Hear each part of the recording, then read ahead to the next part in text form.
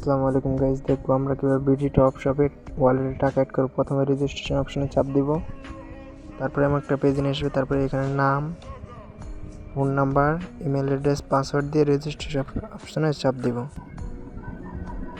তারপরে আমাদেরকে এমন অপশন নিয়ে যাবে। তারপরে আপনার উপরে দেখেন কর্নারে আপনার প্রোফাইল আইকন দেখা যাবে, ওই কর্নারে চাপ দিবেন।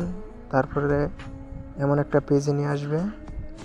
এখানে অ্যাড ফ্রন্ট নামে একটা অপশন পাবেন, এখানে চাপ দিবেন, একটু ওয়েট করবেন। তারপরে এমন একটা পেজে নিয়ে আসবে। এখানে আপনি যত টাকা অ্যাড করতে চান তত টাকা এখানে দিবেন। যেমন আমি 200 টাকা দিয়ে আপনাদেরকে দেখাচ্ছি। এখানে আমি 200 টাকা বসাবো।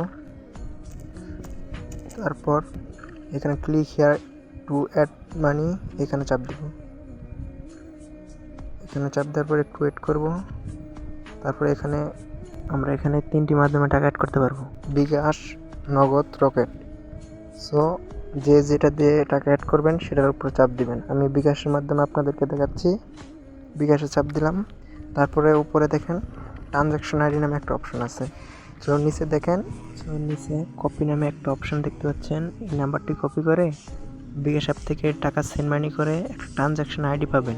এই ট্রানজ্যাকশন আইডিটা নিয়ে এসে এই ট্রানজ্যাকশন আইডির জায়গায় দিয়ে এই নিচে দেখেন ভেরিফাই নামে একটা অপশন আছে। এই জায়গায় চাপ দিলেই বিডি টপ শপে টাকা অ্যাড মানি হয়ে যাবে।